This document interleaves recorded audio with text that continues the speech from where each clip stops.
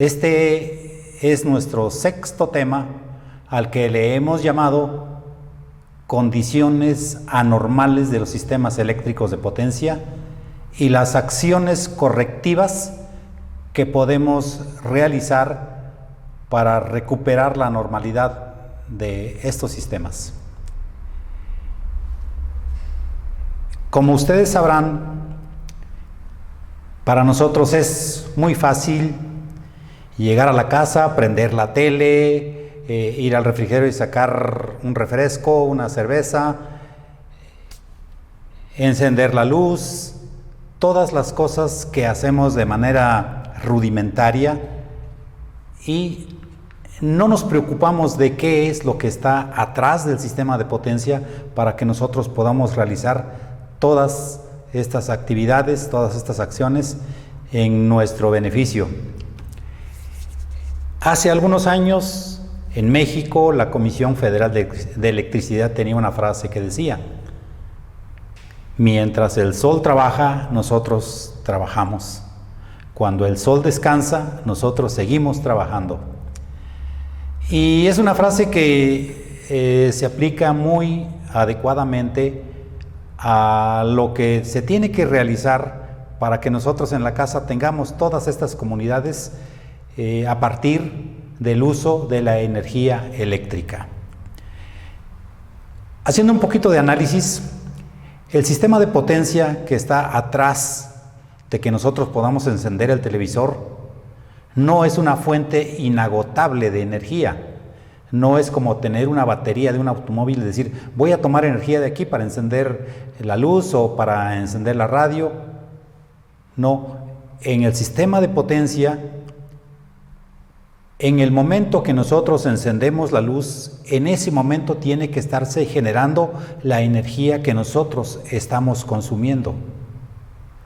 Esto tiene complicaciones que vamos a tratar de observar ahora, o vamos a tratar de mostrar cuáles son los diferentes problemas, las diferentes situaciones que se presentan a la hora de manejar el sistema de potencia, que es lo que nos va a permitir finalmente poder llegar a la casa tranquilamente a encender el televisor.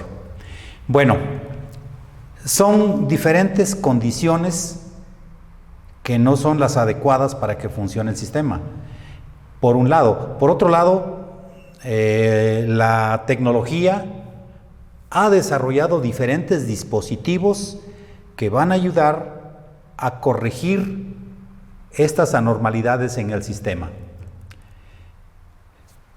Vamos a comenzar por echarle un vistazo a las condiciones anormales y luego vamos a ver cuáles son los dispositivos que nos van a permitir corregir las condiciones anormales.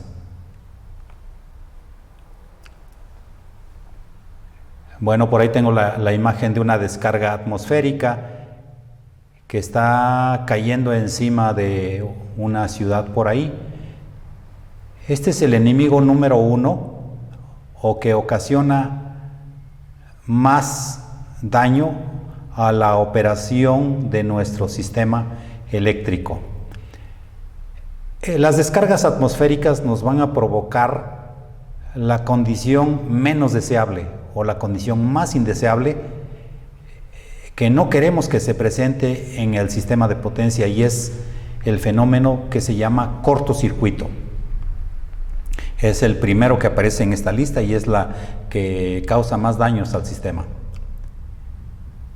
Y luego tenemos otros fenómenos, por ejemplo, un circuito abierto o una fase abierta en un sistema trifásico, es una condición anormal. Otras dos condiciones relacionadas con la tensión o el voltaje es el bajo voltaje o también el sobrevoltaje. Los dos son fenómenos que van a afectar las condiciones adecuadas para que nosotros usemos la energía eléctrica. El alto voltaje puede provocar que se sobrecaliente el equipo que estamos usando y dañando el aislamiento, y finalmente puede provocar un cortocircuito. Pero también el bajo voltaje puede provocar el mismo fenómeno. En el caso de los motores, un bajo voltaje en la operación del motor va a provocar una mayor demanda de corriente, y la mayor demanda de corriente va a provocar calentamiento en los conductores, y al final puede desembocar también en un cortocircuito. Tenemos otros dos fenómenos relacionados con la frecuencia. La frecuencia en nuestro sistema, como ustedes saben, es de 60 ciclos por segundo o 60 Hz. Pero puede ocurrir una baja frecuencia o una alta frecuencia en el sistema. Más adelante vamos a ver por qué se pueden presentar estas dos condiciones. Por lo pronto los mencionamos así: una baja o una alta frecuencia. Otra condición indeseable en los sistemas o en los equipos que conforman el sistema de potencia es la sobrecarga.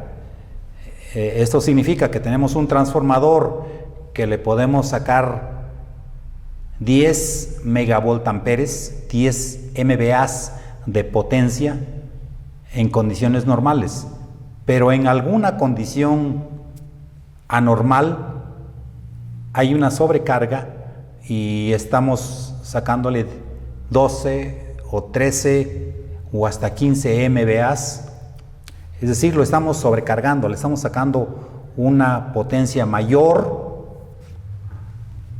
a la que puede suministrar en condiciones normales. Otro fenómeno en el sistema de potencia es la oscilación. Esto se presenta entre generadores ubicados en diferentes puntos del sistema. Vamos a tratar de explicar el fenómeno más adelante. Por lo pronto nos quedamos con el título: oscilación del sistema de potencia. Hay otros fenómenos, tal vez menos significativos o que se presentan con menos frecuencia. Es, por ejemplo, una energización inadvertida. Por ejemplo, un transformador está en libranza o en libramiento, o están haciendo mantenimiento y accidentalmente por ahí se cierra el interruptor en sus 3 fases, o se cierra una fase, es decir, un polo del interruptor se cierra y se energiza el transformador. La condición que se presenta con cierta frecuencia es cuando se energiza un generador que está parado y se cierra un polo o los 3 polos de un interruptor. El generador se energiza cuando está parado. Esto es un cortocircuito trifásico. Bueno, cada uno de los fenómenos vamos a ir analizándolos más con un poquito de más detalle conforme vamos avanzando. Otra condición que se puede presentar en el sistema es el arqueo del contacto de un interruptor cuando éste está abierto. Esto se puede presentar cuando hay una sobretensión en los extremos del contacto principal del interruptor. Ok, estas son algunas de las condiciones que se pueden presentar en el sistema de potencia. Vamos a echarle un vistazo ahora a los equipos que se han desarrollado para contrarrestar los efectos de estos fenómenos. Bueno, estoy mencionando los dispositivos. La tecnología actualmente ha avanzado mucho y tenemos aquí los relevadores de protección con tecnología digital, muy actualizados con toda la tecnología que manejamos. No se parecen en nada a los dispositivos que a mí me tocó usar hace 40 años en la Comisión Federal de Electricidad, donde tuve la oportunidad de trabajar, pero sobre todo aprender mucho de los sistemas de potencia.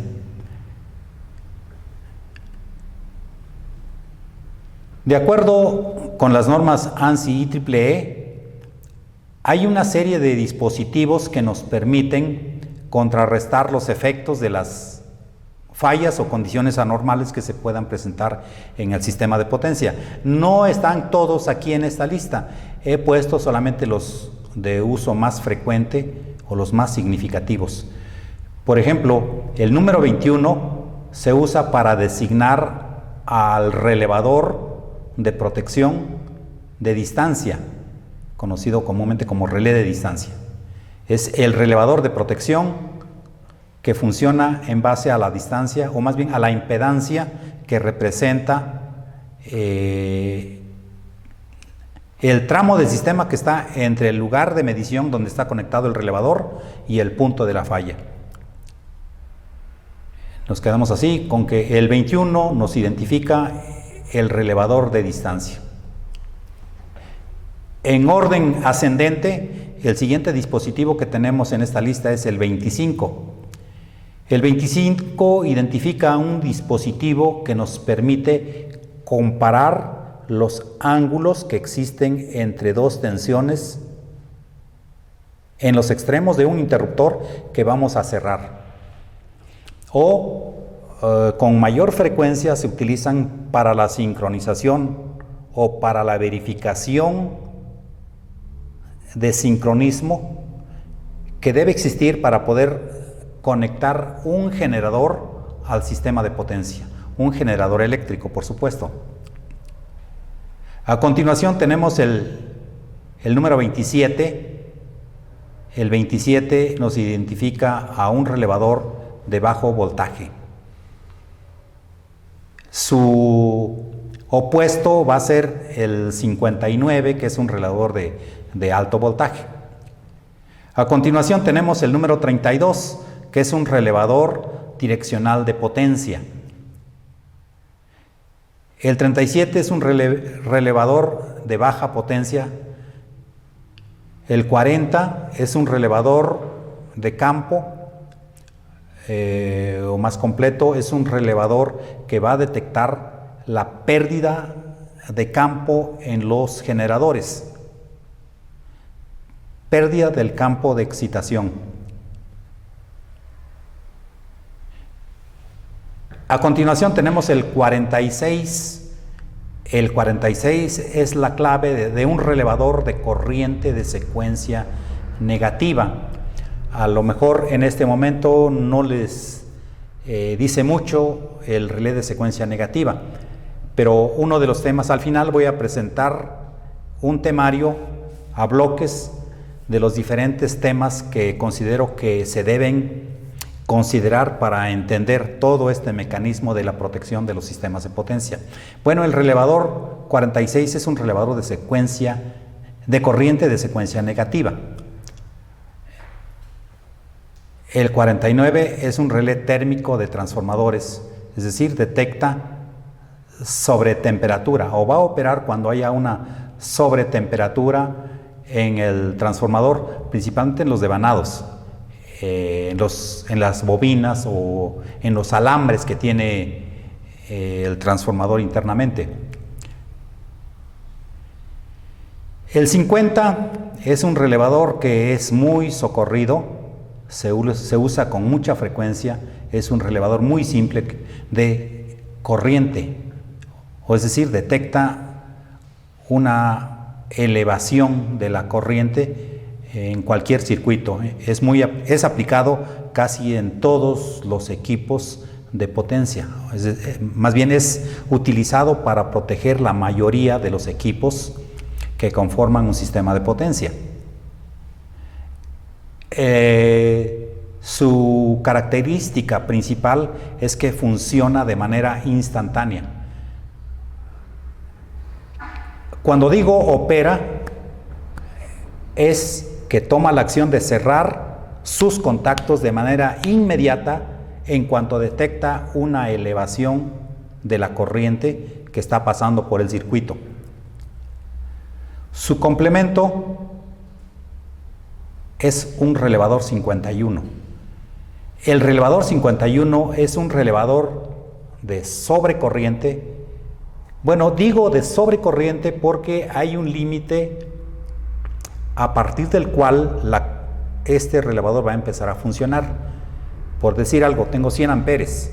Si hay menos de 100 amperes, el relevador no va a actuar, no va a tomar ninguna acción. Pero si se sobrepasa este límite de 100 amperes, el relevador va a empezar a medir el tiempo que va a durar esta sobrecorriente. Por ejemplo, si su ajuste está para 100 amperes y hay 200 amperes, entonces el relevador va a empezar a contabilizar el tiempo y generalmente su operación está determinado por una curva que se llama de tiempo inverso.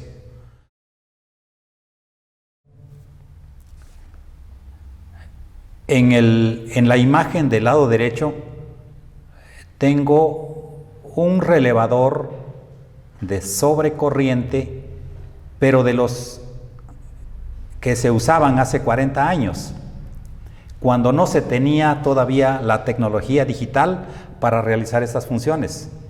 La definición ya se tenía desde antes, ya era un relevador de sobrecorriente de tiempo inverso.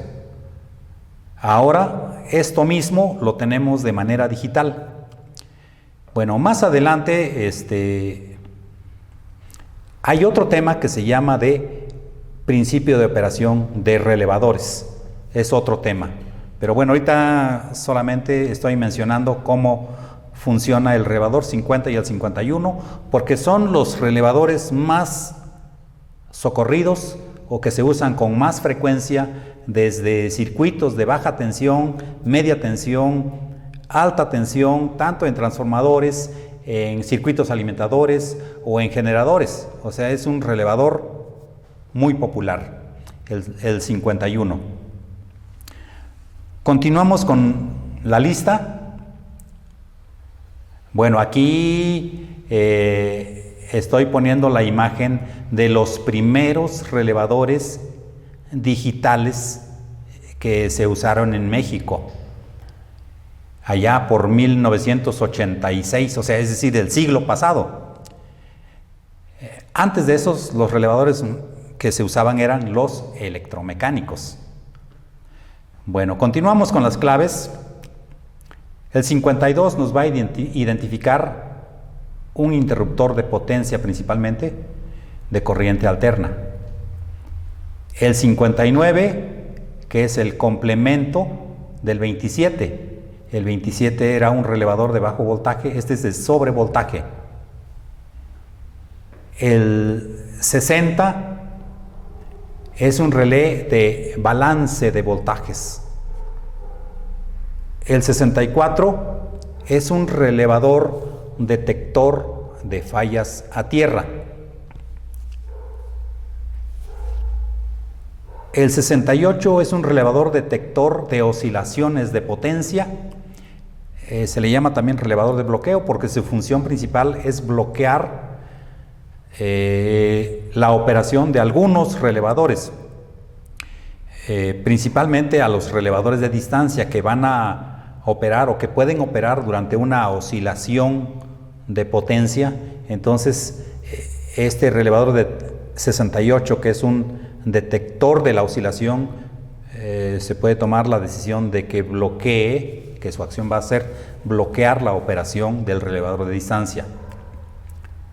Enseguida tenemos el relevador 79, que se usa para tomar la acción de volver a cerrar un interruptor después de que ha ocurrido una falla. Por aquí tenemos el relevador 81, que es un relevador de frecuencia. Se usa tanto para baja o alta frecuencia. El 85 es un relé de onda portadora o hilo piloto. esta protección se usa principalmente para protección de líneas de transmisión. El 86 es un relevador que se utiliza como auxiliar de otros relevadores, principalmente como un auxiliar de la protección 87. Este no toma ninguna acción, simplemente replica la acción del relevador 87. Es decir, si opera la protección 87, la protección 87 es un relevador de protección diferencial. La protección diferencial es típica de transformadores y generadores. Entonces, cuando hay una falla interna en el transformador o en el generador, se requiere tomar acción en diferentes dispositivos que protegen al transformador. Por eso se requiere un relé auxiliar que multiplique los contactos del 87. Bueno, el último que he puesto en esta lista es el 94, que es un relevador auxiliar. Su función es muy parecida a la del 86. Es un relé de disparo, preferentemente disparo rápido, que replica contactos de cualquiera de los relevadores de protección. Continuamos. El primero de los fenómenos que puse en la lista, de los fenómenos o de las condiciones indeseables o anormales del sistema de potencia, es la de una falla, la falla de cortocircuito. Bueno, ¿y qué es esto del cortocircuito? Pues es un exceso de corriente provocado por la interrupción de la ruta completa por la que debe circular la corriente. Cuando esto se acorta, se hace más corto el circuito, por eso se llama cortocircuito o circuito corto por donde circula la corriente. De la lista que vimos, para esta condición pueden operar estos relevadores. El 50, que dijimos que era una protección de acción inmediata por sobrecorriente. El 51, que es una protección de sobrecorriente, pero con un tiempo de retardo. La protección de distancia, que es capaz de medir la impedancia que existe desde donde se está midiendo o desde donde está el relevador hasta el punto de la falla. Debido a que puede medir la impedancia de la falla, se dice que es un relevador de distancia, porque la impedancia es función de la distancia o viceversa. Puede actuar la protección direccional, que me va a indicar en qué dirección está la falla. En un sistema donde hay fuente de generación en los dos extremos, la corriente de falla puede circular en las dos direcciones. Entonces es necesario, es importante determinar hacia dónde está la falla.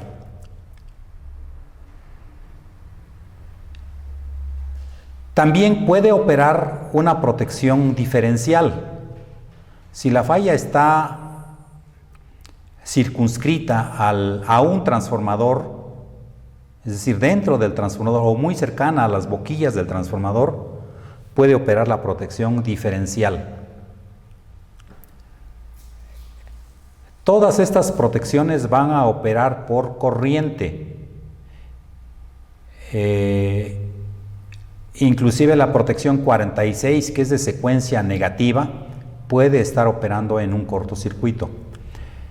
Y por aquí tengo la protección 63, que es una protección que se utiliza en los transformadores para detectar la presencia de gases. Los gases se van a presentar por descomposición del aceite contenido dentro del tanque del transformador.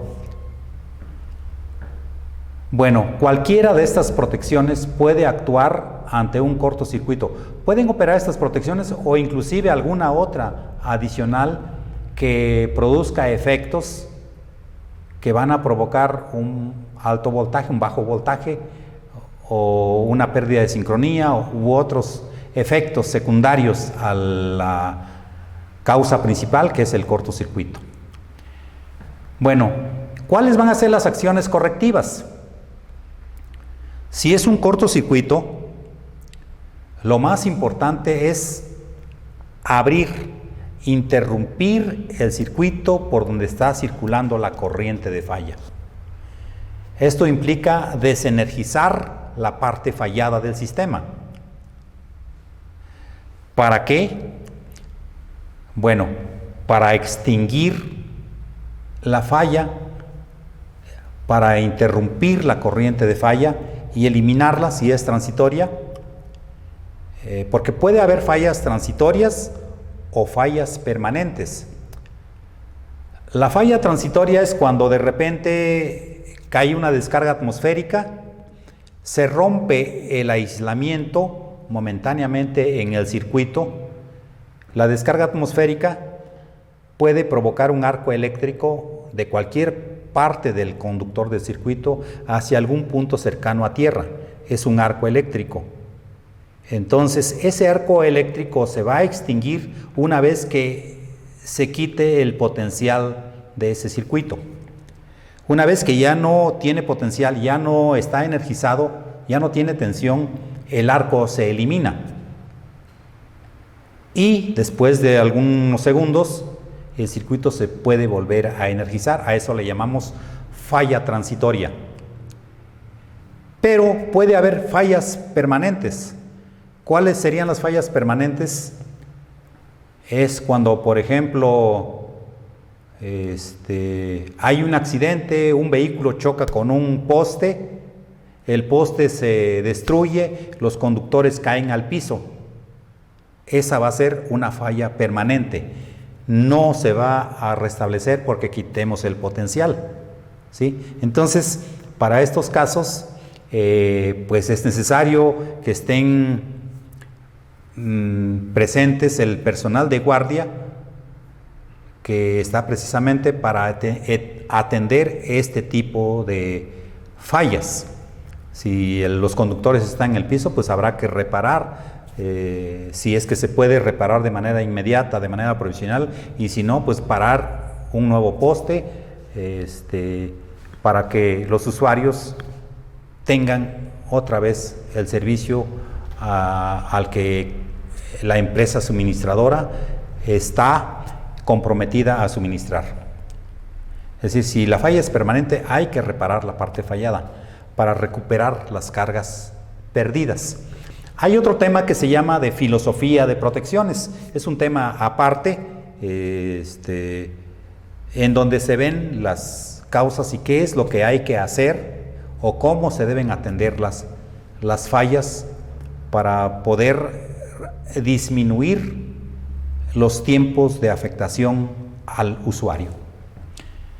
¿Correcto? Bueno, el tema de cortocircuito es muy extenso, es muy amplio. Hay un tema que se llama el estudio de cortocircuito, que es algo básico, es muy importante para poder entender la acción de todos estos dispositivos que tenemos aquí.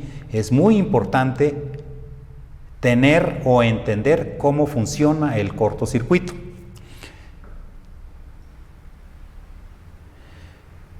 Voy a tratar de explicar muy rápidamente. No es todo el tema de cortocircuito porque es muy extenso, pero para tener una idea de cómo funcionan las corrientes de cortocircuito, de manera muy simple, en la parte inferior tengo una fuente monofásica. Esto es únicamente para entender cómo funciona la corriente de cortocircuito. No es tan simple, pero a manera de que se entienda cómo funciona la corriente de cortocircuito. Tengo una fuente que tiene una tensión.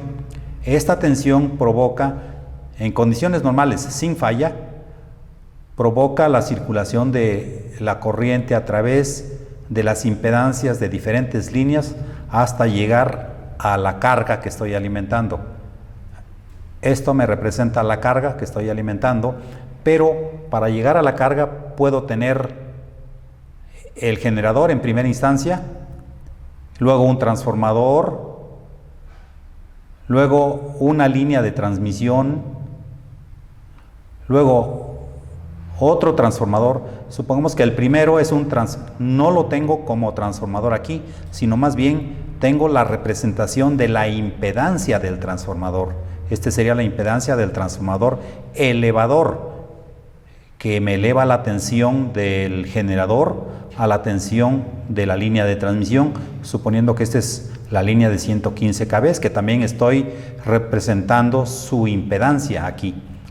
Y después tengo un transformador de 115 a 13.8, que también estoy utilizando la representación de su impedancia.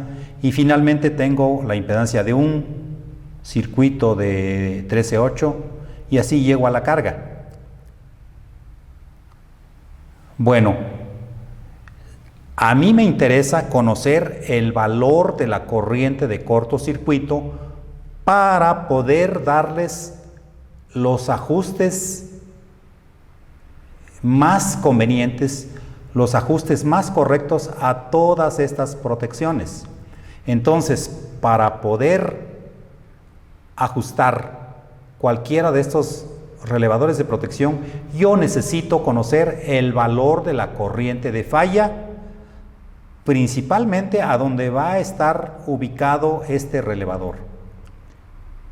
Si va a estar en la carga, bueno, pues necesito conocer el valor de la corriente de cortocircuito aquí en la falla. O si voy a ajustar la protección que va a estar aquí a la salida del generador, pues también necesito conocer el valor de cortocircuito aquí en este punto. Entonces tengo varias líneas verticales ahí que significan los diferentes buses o las diferentes barras del sistema. Una de las cosas que puedo comentar aquí es que mientras más cerca esté de la fuente, la que me proporciona la corriente, va a ser mayor la corriente de falla.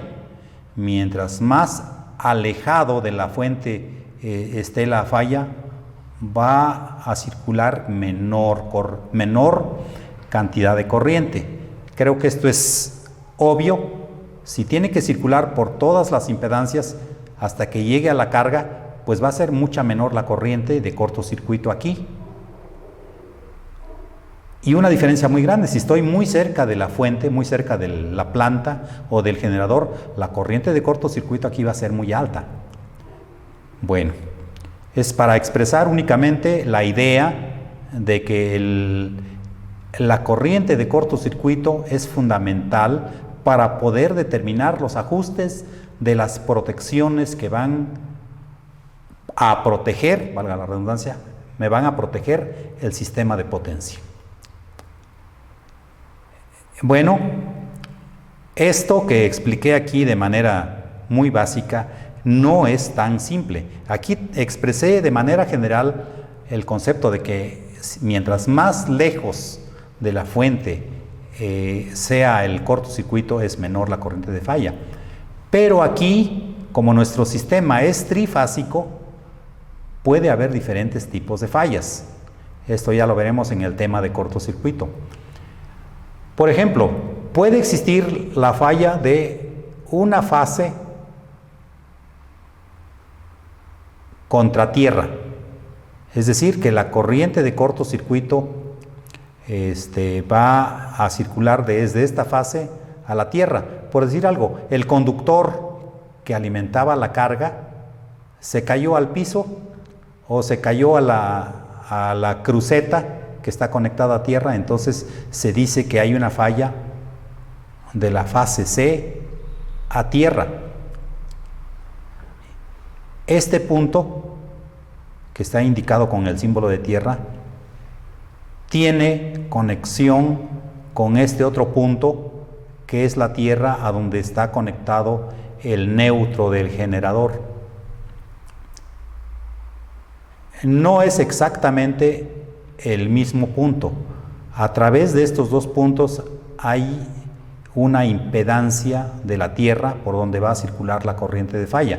Cuando se tiene una falla de una fase a tierra, entonces la corriente va a circular desde la bobina de la fase C del generador, va a circular por el conductor de la fase C, va a llegar al punto de falla, se va a ir a tierra y esta corriente va a retornar al punto donde el neutro está conectado a tierra.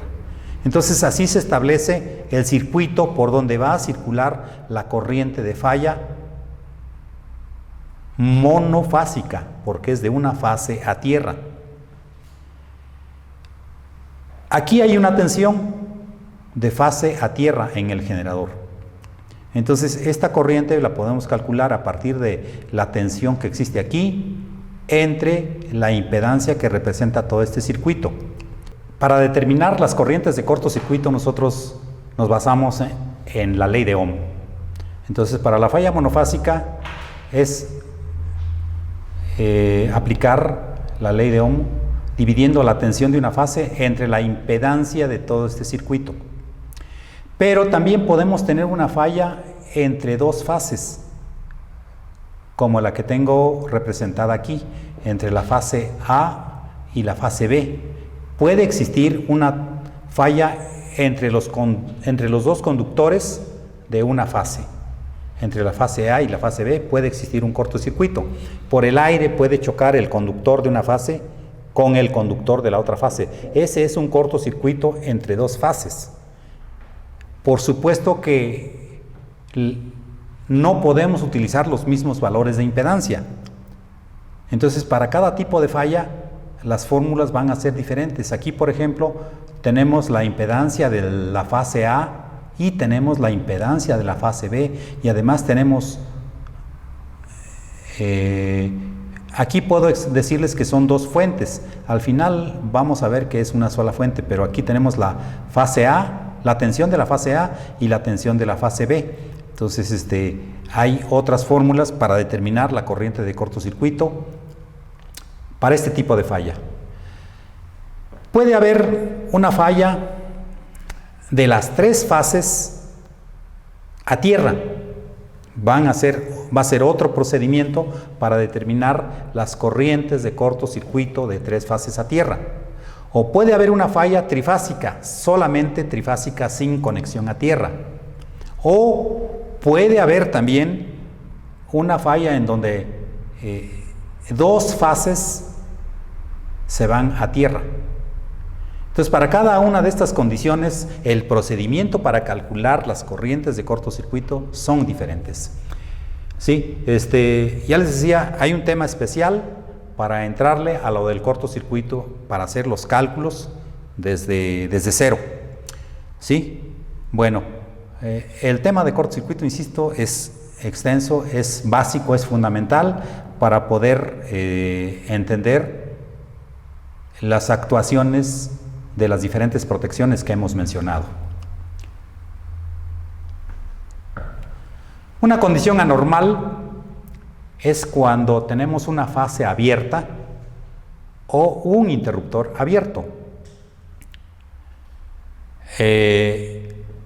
Una fase abierta, ya habíamos mencionado en el tema 2 el fenómeno que sucede. Es una condición anormal, es decir, no podemos quedarnos alimentando al usuario si falta una fase. El fenómeno ya lo habíamos mencionado, en condiciones normales están las tres fases completas AB, BC, CA en un transformador trifásico en condiciones normales. Pero cuando se rompe o se interrumpe el conductor de la fase A que alimenta la delta, nos quedamos con estos fasores. El fasor BCA y BAB se quedan en fase, o la tensión BBC alimenta ahora a estas dos bobinas en serie, y cada una de estas bobinas, CA y BCA y BAB, se quedan con el 50% de su tensión nominal, como se puede ver aquí.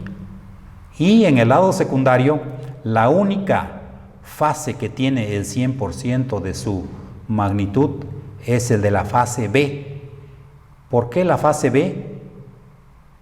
Bueno, veamos, esta es la fase B, y la fase B en el lado de la estrella está alimentada por la bobina que está conectada entre las fases B y C. Estas dos fases no están rotas, están completas. Por eso únicamente la fase B en el secundario tiene el 100% de su valor. La tensión de la fase A no está completa porque está alimentada o estaba alimentada por la fase A que se interrumpió, y la fase C del lado secundario también estaba alimentada por la fase A que se rompió. Bueno, finalmente en el diagrama fasorial la fase B queda con el 100%, condiciones normales, pero la fase A y la fase C, las dos van a tener solamente el 50% de la tensión nominal y van a estar en fase.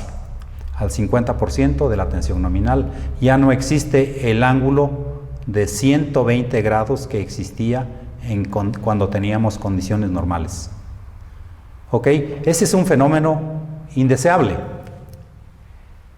¿Y quién lo detecta?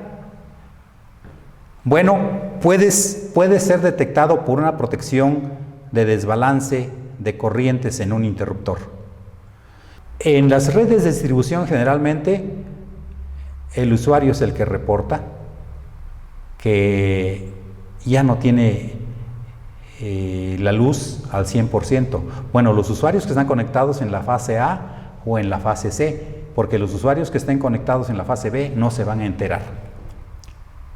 Y los usuarios que estén conectados en la fase A y en la fase C se van a quedar a media luz. Las acciones correctivas, bueno, si se han abierto las tres fases, pues entonces es muy fácil porque todo se quedó apagado y deberá actuar el relevador de recierre para normalizar otra vez el circuito. Ahora déjenme decirles que esta condición puede presentarse en una línea de alta tensión, pero de manera controlada. ¿A qué me refiero? Las líneas de 230 o 400 kV están equipados con sistemas de protección que permiten abrir solamente los contactos de la fase fallada. Es decir, el interruptor que tiene 3 contactos solamente va a abrir, va a disparar un polo, el de la fase fallada. Y esta acción se realiza en los dos extremos de una línea de transmisión. Y existe un esquema de recuperación de la línea bien programado para que la interrupción no dure más de un segundo.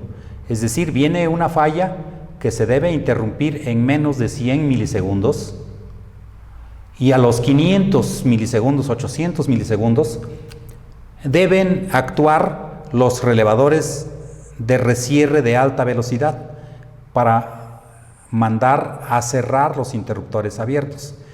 Para que haya un disparo y recierre monopolar, deben disparar los dos extremos de una fase, de la fase fallada. Inmediatamente debe recuperarse, debe actuar el recierre en los dos extremos y recuperarse nuevamente.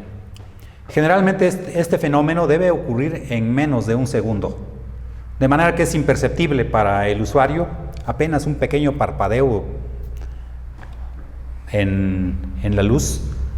Entonces es una técnica que se empezó a usar en México más o menos en los años 80, el disparo y recierre monopolar, que pues trae muchos beneficios.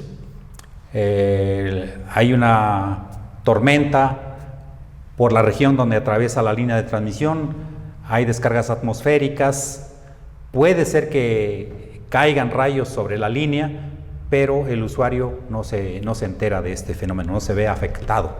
Ok, entonces opera la protección de distancia, opera el rescierre y se normaliza todo a una velocidad muy alta. Continuamos con otro fenómeno que es el de bajo voltaje. Bueno, ahí tenemos la imagen de otros relevadores que son la segunda generación de los relevadores digitales que teníamos en México ya desde los últimos años del siglo pasado. Bueno, de manera general, si tenemos un bajo voltaje en el sistema, las acciones correctivas, ahorita voy a tratar de mostrar qué pasa, pero de manera general podemos mencionar que se requiere aumentar el voltaje. Esto se puede realizar en las plantas de generación, que consiste en el mecanismo de regulación de tensión en los generadores. Vamos a suponer que es solamente un generador que está alimentando una línea, entonces se puede solicitar que aumente la tensión de generación de la máquina, esa que consiste en aumentar la corriente de excitación de la máquina, lo que veíamos en el tema número 1 del principio de operación de los generadores. Se puede aumentar la corriente de excitación para aumentar la tensión de salida de la máquina. Otro mecanismo que se tiene en los sistemas de potencia es equipar los transformadores de potencia con cambiadores de taps bajo carga. Esto quiere decir que en el transformador se pueden cambiar las relaciones de transformación para aumentar la tensión en el lado de la carga. Y cuando la tensión se incrementa, bueno, pues entonces el cambiador de taps deberá conmutar otra vez los taps para bajar la tensión en el lado de la carga. Si hay bajo voltaje, pueden actuar también los reguladores de tensión que se conectan en las redes de distribución, que su mecanismo es muy parecido al de los cambiadores de taps bajo carga en los transformadores. O otra manera de recuperar el voltaje o la tensión es conectando bancos de capacitores. Hay otro tema que se llama regulación, en donde vemos la acción precisamente de estos dispositivos. Regulación de tensión. Los bancos de capacitores funcionan como generadores de potencia reactiva. En los fenómenos de regulación vamos a ver precisamente los efectos del capacitor para corregir el factor de potencia, pero sobre todo para controlar el nivel de tensión y manejar los reactivos que circulan en la red.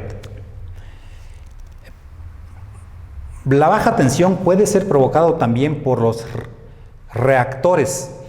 En algunos puntos del sistema de potencia se deben o hay necesidad de conectar reactores porque la tensión se eleva mucho, entonces hay que bajar la tensión en las líneas, sobre todo de alta tensión. Si estos reactores están conectados y hay bajo voltaje, bueno, pues lo elemental que hay que hacer es desconectar estos reactores para que se eleve el nivel de tensión.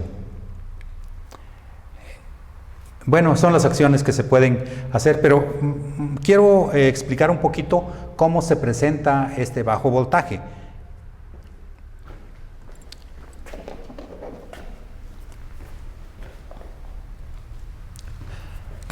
A ver, ¿se ve el diagramita? Ok. Vamos a suponer este diagramita, tengo un voltaje V1, un voltaje V2.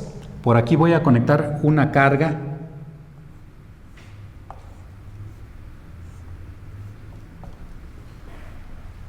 Y esta carga va a tomar una corriente. Vamos a suponer que esta es una línea de transmisión de 115 kilovolts. Tiene una longitud de 100 kilómetros. Para una línea de 115 kV y 100 kilómetros, la impedancia de la línea es aproximadamente de 50 ohms. Y el ángulo típico de esta impedancia es de 75 grados, pero para efectos de simplificar el cálculo, yo le voy a poner que es de 90 grados, porque generalmente la reactancia inductiva de la línea es más significativa que la resistencia óhmica de los conductores. Esta carga, bueno, la tensión V2 va a ser igual a 110 kilovolts. ¿Por qué? Porque ahí hay una caída de tensión. Entonces, en esta barra V2 voy a tener 100 kilovolts. Y esta carga representa 40 MVA.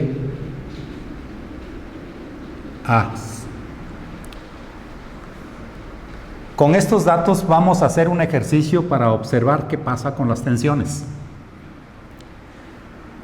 La corriente que va a circular por esta reactancia le vamos a llamar IL. IL va a ser igual a los MVAs por 1000 entre la raíz de 3 por B2. B2 es igual a 110 kVs. 210 amperes. Bueno, para este caso yo le voy a hacer, como estoy calculando la corriente en este punto B2, a B2 le voy a asignar el ángulo de 0 grados. Y el primer caso es, esta carga es resistiva. Por lo tanto, va a ser 210 con ángulo de 0 grados.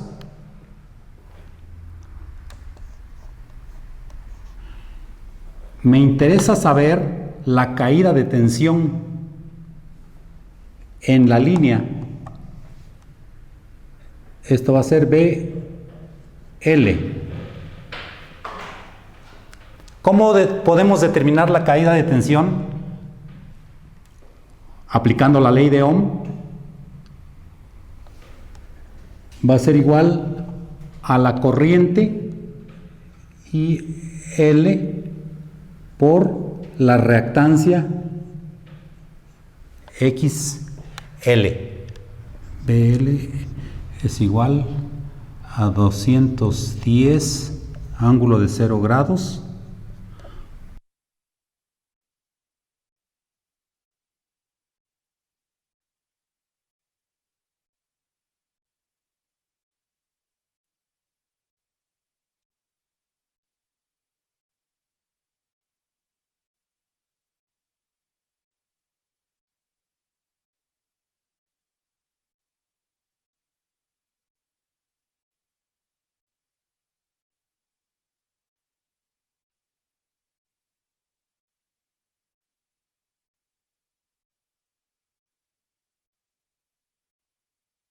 Bueno, voy a representar este mismo circuito. A ver si se alcanza a ver aquí.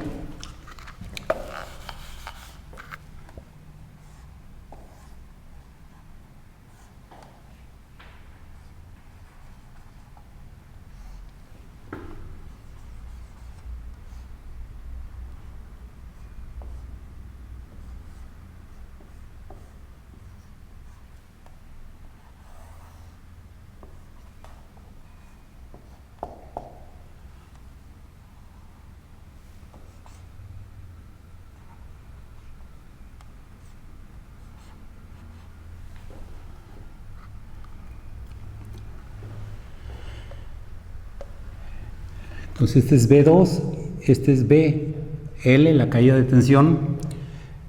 Espero que quede claro la idea de que B1 va a ser igual a B2 más esta caída de tensión.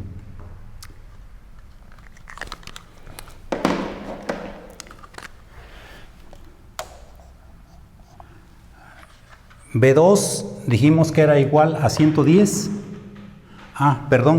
Pero 110 es la tensión de fase a fase. Y como yo estoy calculando la caída de tensión en una fase, tengo que tomar el voltaje de una fase a tierra para B2. Entonces B2 va a ser igual a 110, que es la tensión fase a fase, entre raíz de 3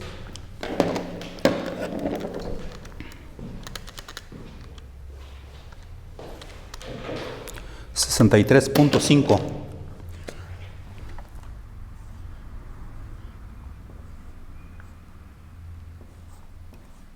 Dijimos que B2 tiene ángulo de 0 porque es la referencia de donde estamos partiendo.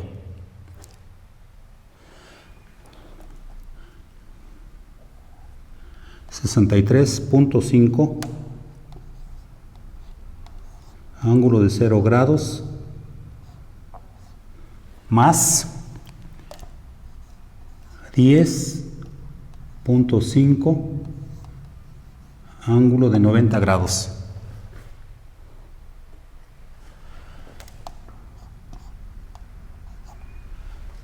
Descomponemos 105, no, pues está ahí. Simplemente se queda 63.5 como la parte real, más 10.5 como la parte imaginaria, y esto nos da 64.4 ángulo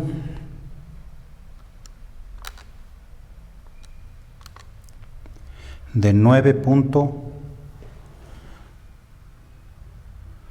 Pues el número redondo 9.4.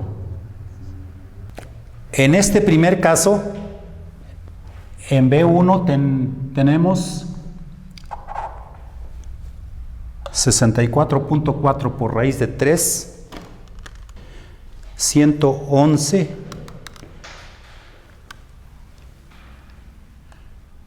111.4, y aquí teníamos 110. Si la carga fuera puramente resistiva.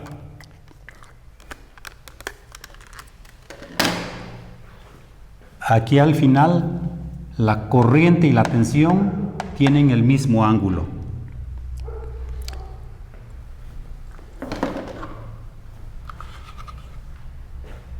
Van a cambiar las condiciones.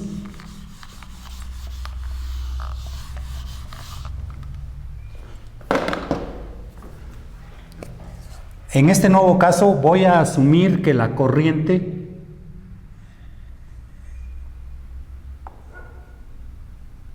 le voy a llamar I2 para diferenciarlo. IL va a ser igual a I2, y la I2 va a ser igual, a la misma magnitud que teníamos, casi 210 amperes.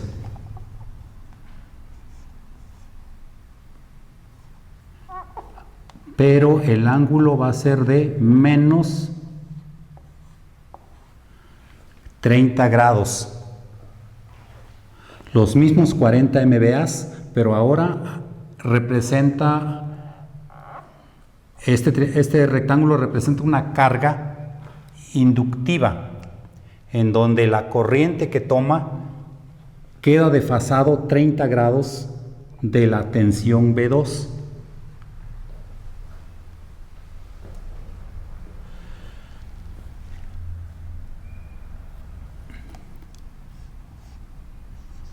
B2 es igual a 63.5 ángulo de 0 grados. Bueno, I2 es igual a 210 ángulo de menos 30. La caída de tensión ahora, BL2 va a ser igual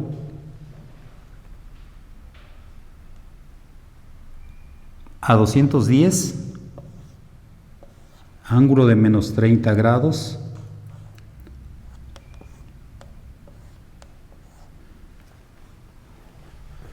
por la reactancia de la línea, que eran 50 ohms, ángulo de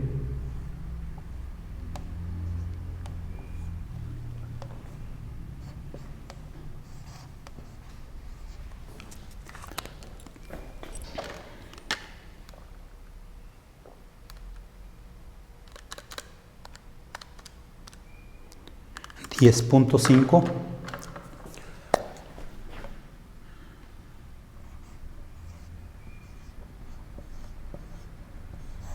¿Y el ángulo es de cuánto? 90 menos 30 van a ser 60 grados.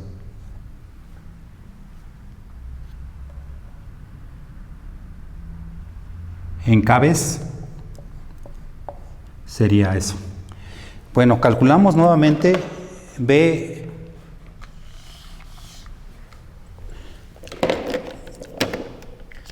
uno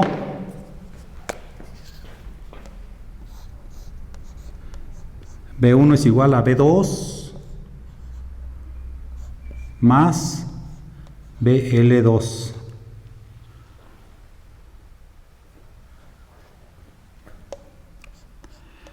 B2 es igual a 63.5 ángulo de 0 grados más 10.5 ángulo de 60 grados. Esto permanece, esto es 10.5 con ángulo de 60 grados en la forma rectangular.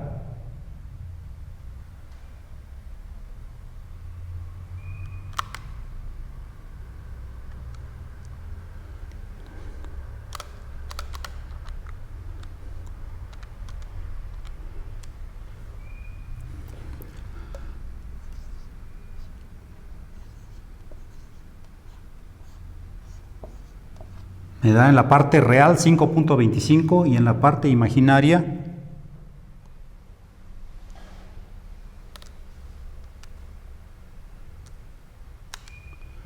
9.09.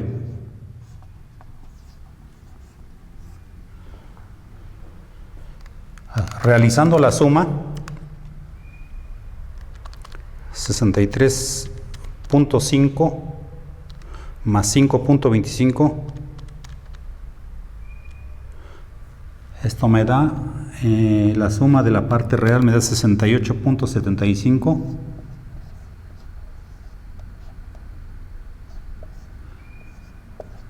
Y la parte imaginaria, bueno, pues queda igual, 9.09.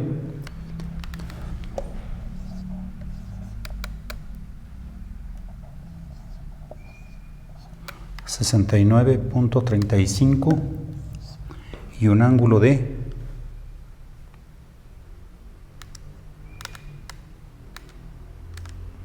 7.53.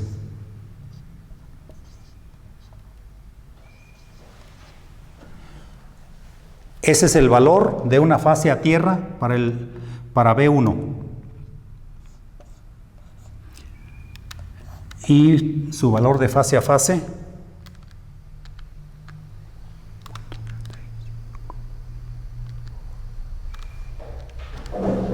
a 120.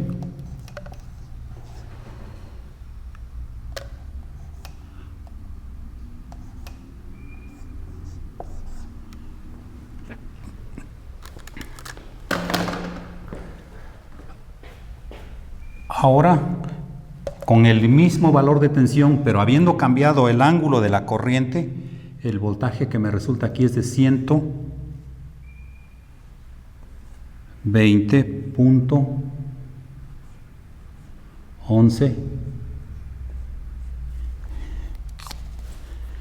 kV.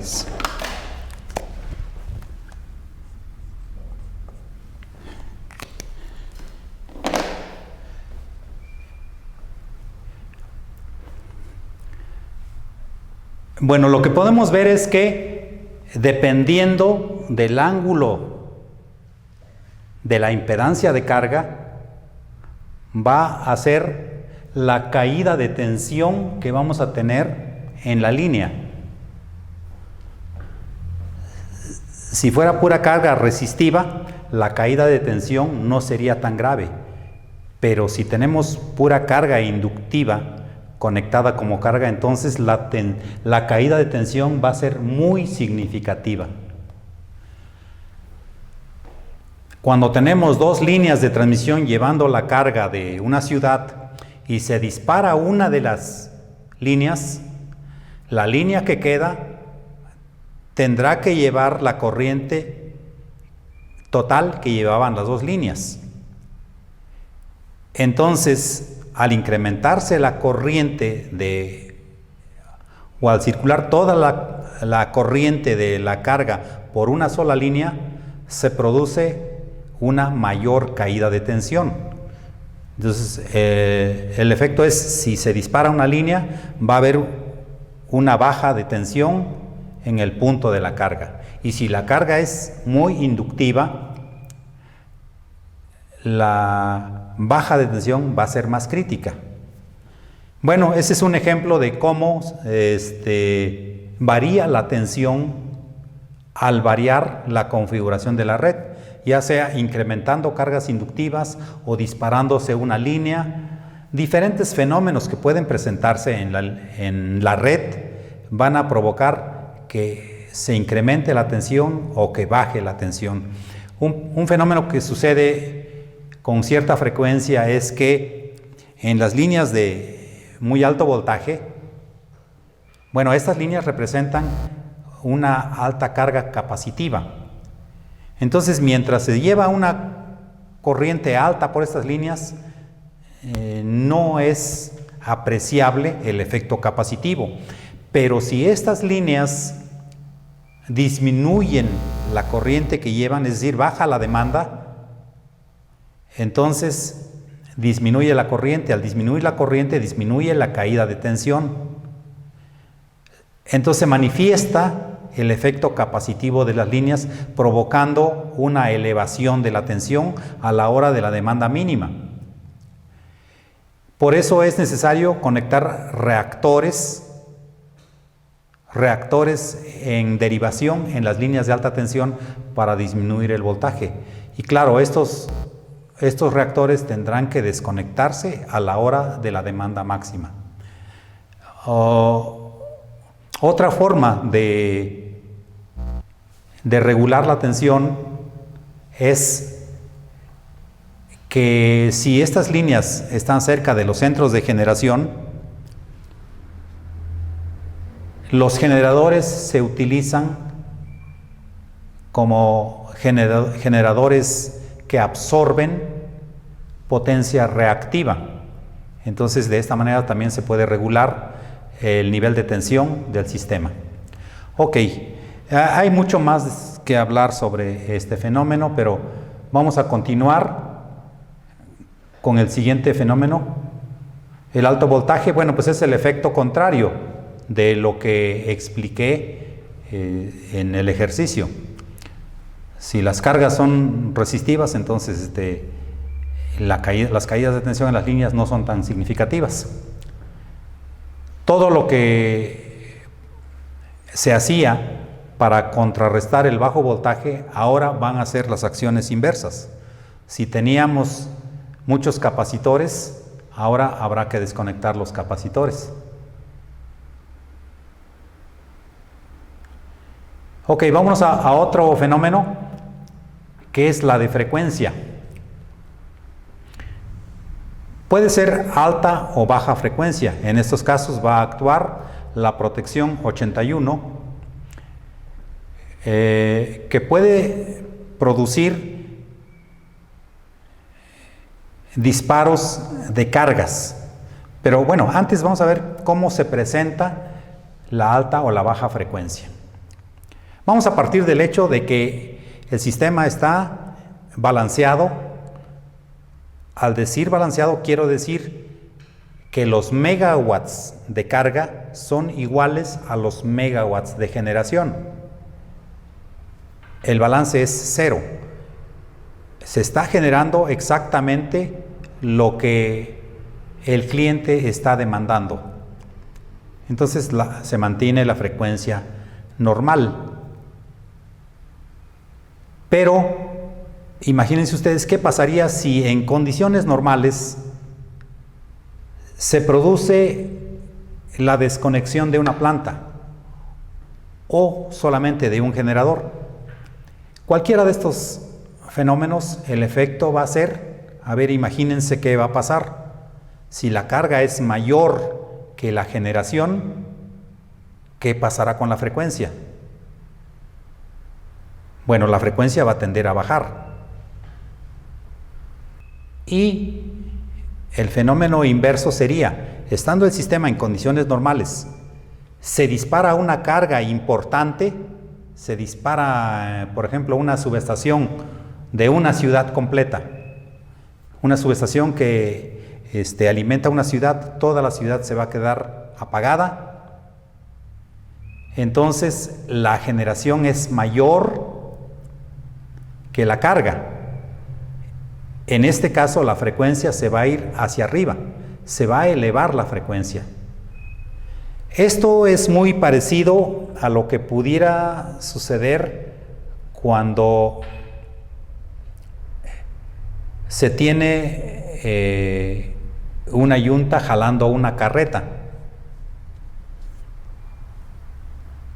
Si a la carreta se le quita carga, la carreta va a avanzar más rápido porque la fuerza que tenían los bueyes que jalan la carreta pues sigue siendo la misma, pero si disminuyó la carga va a avanzar más rápido, ¿sí? Imagínense el efecto contrario, que va la carreta y la yunta a cierta velocidad, pero se desconecta uno de los bueyes y nada más se queda uno jalando la carreta, pues la velocidad va a bajar, ¿sí? Ese es el fenómeno básico que puede suceder con las cargas, con las pérdidas de generación o las pérdidas de carga.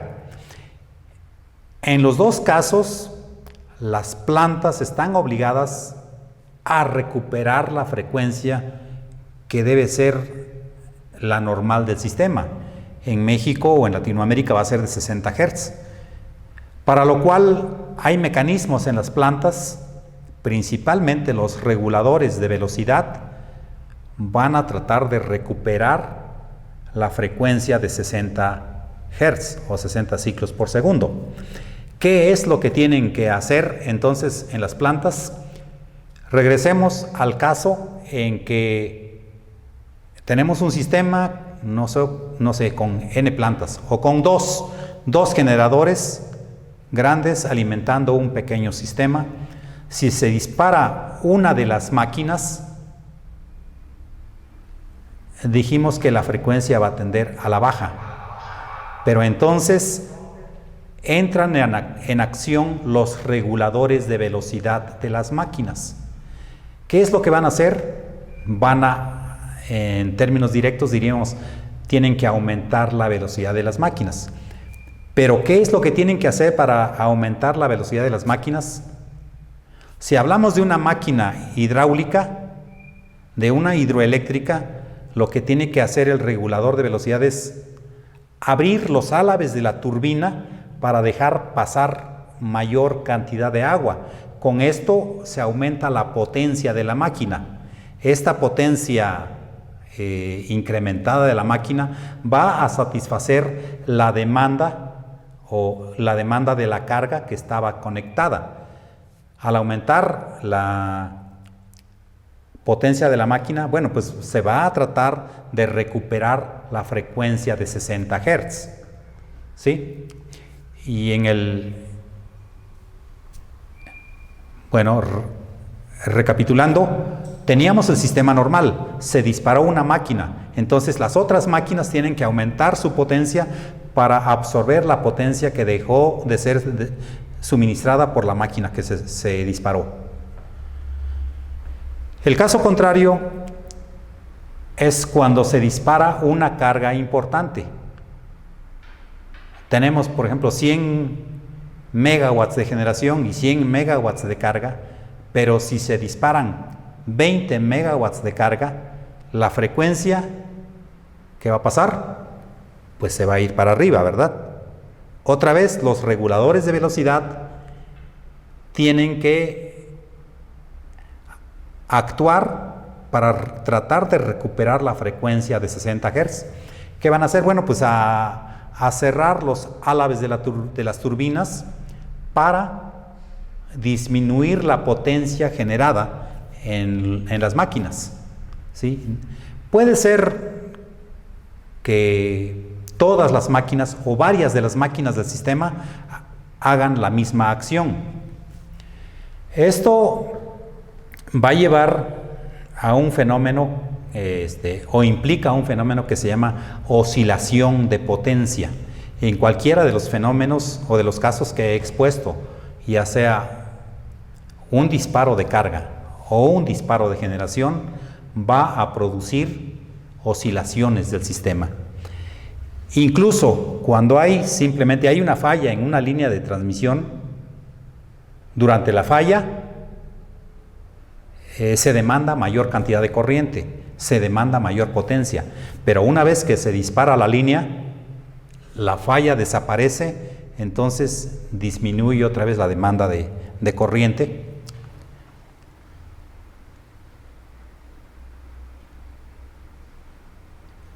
Más adelante voy a poner una gráfica de las oscilaciones que se presentan. Bueno, otra falla puede ser la sobrecarga. En un transformador puede presentarse esta situación de sobrecarga cuando se dispara otro transformador del sistema. Un transformador entonces se queda sobrecargado. Ahí tengo la imagen de una falla en un transformador que se quedó ardiendo. No necesariamente fue por una sobrecarga. Pueden ser muchas las causas que pueden producir la falla en un transformador. Pero es muy escandaloso porque los transformadores contienen aceite. El aceite es altamente combustible. Como pueden ver ustedes ahí, el fuego pues es muy intenso. Y bueno, hay que notar por ahí las bardas que tienen ahí, las mamparas que separan los transformadores. Desempeñan una función muy importante porque el fuego no se propaga a los otros transformadores que están instalados en la subestación. Bueno, en la sobrecarga puede actuar simplemente un relevador de sobrecorriente o una protección de sobrecarga de potencia o un relevador de sobretemperatura.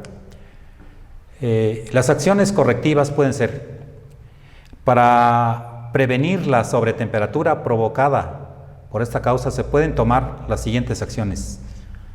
Si un transformador se está sobrecargando, pues a lo mejor es necesario disparar algunas cargas, algunos circuitos. Bueno, en la práctica se disparan los circuitos menos importantes, ¿verdad? Los usuarios que no representan mucho, esas son las primeras que se desconectan, las cargas rurales, y las ciudades se dejan al final.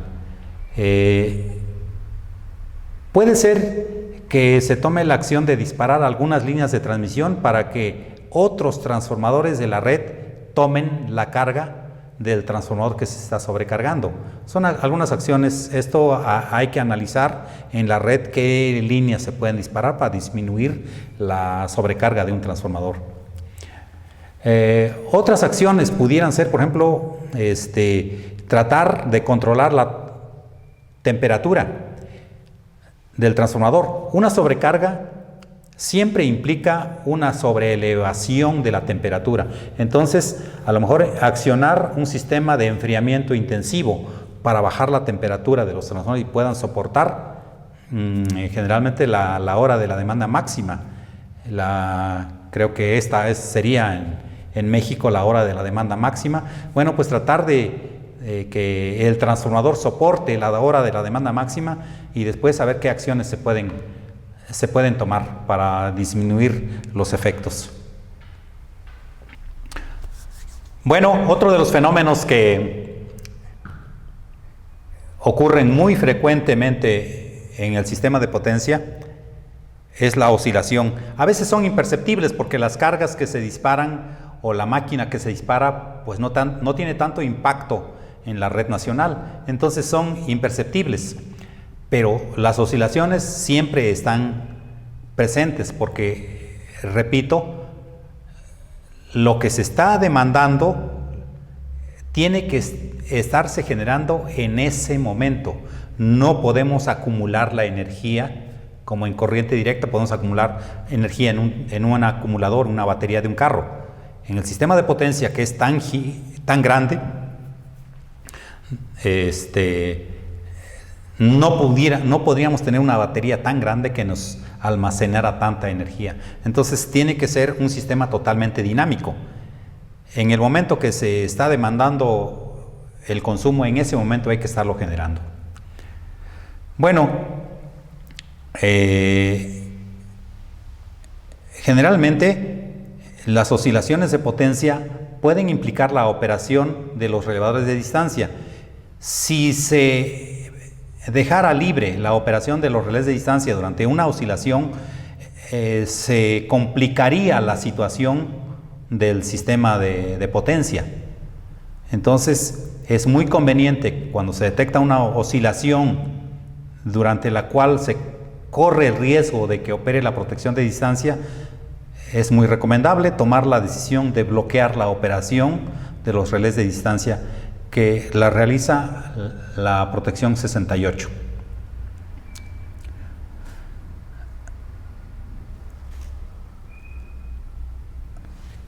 ¿Qué representa o cómo se manifiesta la oscilación de la potencia? Bueno, son varios fenómenos que se pueden medir, pero uno de estos efectos es que hay un desfasamiento entre los ángulos de la tensión. Aquí tengo, digamos, las tensiones BA1, BB1, BC1, que corresponden a la planta 1, a la subestación 1, donde tengo carga y generación. Y en el otro punto, BA2, BB2 y BC2 corresponden a la subestación 2, en donde también hay carga y hay generación. Si los dos fasores, BA1 y BA2, están en fase, quiere decir que no hay potencia que se está transfiriendo por la línea que enlaza estas dos subestaciones. Esta sería una condición ideal. Lo que generalmente pasa es que hay una diferencia angular entre las tensiones de una subestación a la otra, y la tensión en el punto que está recibiendo potencia va a estar atrasada con respecto a la tensión que está enviando la potencia.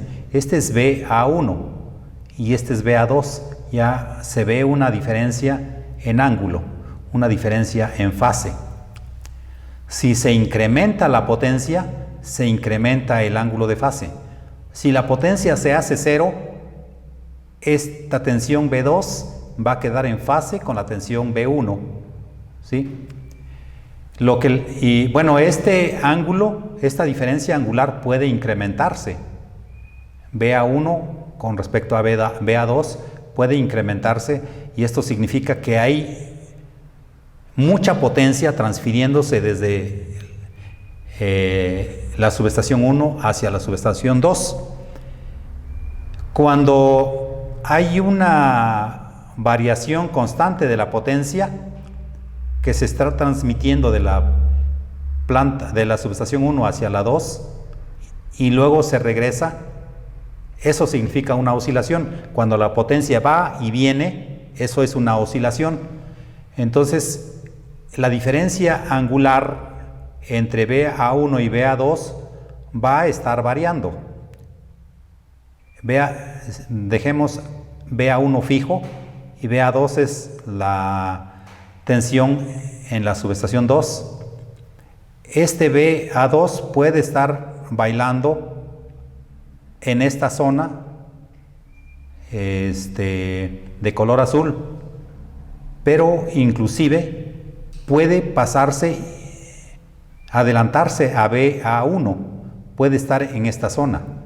Si B2 se pasa a esta zona, quiere decir que la potencia se está regresando, ¿sí? En una oscilación los voltajes no se quedan quietos, van a estarse moviendo.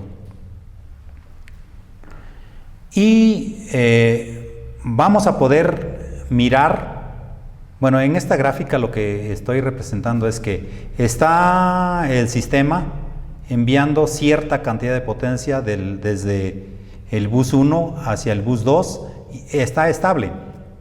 En el momento que hay una falla, disminuye la potencia y una vez que se libera la falla, vuelve a recuperarse aquí. El ejemplo consiste en que hay dos líneas que están enlazando las dos barras o dos subestaciones, 1 y 2. Aquí tengo B2, aquí tengo B1. La falla se presenta en esta línea. Momentáneamente hay una falla y esta falla se libera y los dos interruptores quedan abiertos. Toda la potencia entonces va a circular por la línea que queda. Y entre los dos sistemas aparece el baile de los ángulos de la potencia. Ya les dije que mientras está variando la potencia, el ángulo de los voltajes está variando. Entonces, esta es la oscilación del sistema.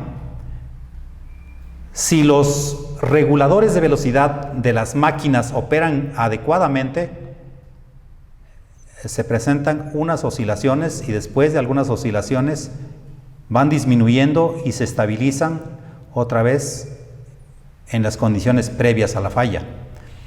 Pero si los reguladores de velocidad no pueden, porque el disturbio ha sido muy fuerte, entonces puede ser que el sistema se quede oscilando cada vez más crítico y puede llegar en un momento a desenlazarse en los sistemas. O sea, no se puede estabilizar. Esto es un sistema que no sería estable. Aquí en esta gráfica estoy comparando, por supuesto, la potencia con respecto al tiempo. Bueno, parece que ya vamos excediendo en tiempo, pero bueno, el tema es un poco extenso porque no quería hablar solamente de los efectos, sino que se entendiera un poquito qué es lo que sucede en cada una de estas condiciones indeseables. Bueno, vamos a continuar. Hay otra condición que se llama energización inadvertida. Esto puede suceder que estando abierto un interruptor porque el transformador está fuera de servicio, accidentalmente se cierra el interruptor y se energiza el transformador, pero a lo mejor no estaba en condiciones para estar operando. Entonces hay un esquema que se llama de 50-27. es decir, que detecta una sobrecorriente en condiciones de que hay un bajo voltaje o previamente había un bajo voltaje. Este fenómeno es muy grave en los generadores. Cuando un generador está parado y está abierto su interruptor, pero ha habido casos en donde accidentalmente se cierra un polo del interruptor o se cierran los 3 polos del interruptor, pues es una condición totalmente indeseable que puede provocar daños tanto en la máquina rotatoria, tanto en el generador como en el transformador. Entonces, el esquema que nos ayuda a disparar, no a prevenir, sino a disparar cuando esta situación se ha presentado es el arreglo 5027. El fenómeno es que estando abiertos los 3 contactos del interruptor, el transformador está desenergizado, la máquina está parada. Si se cierran los 3, pues se energiza el transformador y el transformador energiza la máquina parada. Esta es una falla, un cortocircuito trifásico que si no es liberada, pues va a ocasionar daños muy serios en la máquina. Otro fenómeno que se puede presentar es una protección en los interruptores. Estando el interruptor abierto y la máquina está rodando, excitada, es decir, tiene tensión, aquí en los bornes del transformador hay tensión y en el sistema también hay tensión. Normalmente pues hay la tensión de una fase a tierra aquí en los contactos del generador. O sea, la diferencia de potencial en los contactos del interruptor pudiéramos pensar que es la tensión de una fase a tierra. Pero cuando la máquina está rodando sola, los voltajes que están de este lado no están coincidiendo con los voltajes del sistema. Si las tensiones de aquí pueden estar rotando en los 360 grados. En algún momento van a estar en fase con las tensiones del sistema, que es el momento en que se puede sincronizar la máquina. Es decir, se puede cerrar el interruptor para que la máquina empiece a meter potencia al sistema. Pero para que eso suceda hay que verificar que los ángulos de las tensiones coincidan, porque si no están coincidiendo, entonces la máquina el interruptor no se puede cerrar, y si se llegara a cerrar en esas condiciones, pues va a provocar daños muy serios en la máquina. Esta es la protección de arqueo externo es que cuando los voltajes están en oposición, es decir, cuando el voltaje de aquí está a 0 grados y el voltaje de aquí está a 180 grados, pues entonces los contactos del interruptor están sometidos a una tensión equivalente al doble de la tensión de una fase a tierra, ¿sí? En esas condiciones puede presentarse un arqueo del contacto, que puede ser a través de la porcelana externa o puede ser a través de los contactos internos del interruptor. Directamente en los contactos puede presentarse el arqueo y el fenómeno se conoce como flashover. En español diríamos arqueo de contacto abierto. Falla de sincronía es lo mismo que les mencionaba hace rato, que aquí pudiéramos tener la tensión del sistema en BA1 y BA2 es la tensión de la máquina. Cuando la máquina está rodando y está por sincronizarse, la frecuencia de la máquina va a andar muy cerca de los 60 Hz. Puede andar en 59.9 o 60.1. Si la máquina está en 59.9, entonces los voltajes, los 3 voltajes de la máquina van a estar atrasándose. con respecto a la tensión del sistema. Es decir, van a estar girando como si fueran las manecillas del reloj. Y si la máquina estuviera a una frecuencia superior a la de 60 Hz, digamos 60.1, entonces los fasores de la máquina estarían girando en contra de las manecillas del reloj. Es obvio que no se puede cerrar el interruptor si esta tensión de la máquina no está coincidente o muy cercano a la tensión del sistema. Para poder cerrar, las tensiones de la máquina deben coincidir con las tensiones del sistema. Esa función o esa verificación la realiza el relevador 25. Bueno, con eso terminamos y aquí únicamente estoy poniendo los temas que considero que deben atenderse. Les dejo este diagrama de bloques para que lo revisen y estos son los temas que estoy considerando que pudiéramos implementar más adelante. Hemos visto algunos de los temas que están aquí al principio.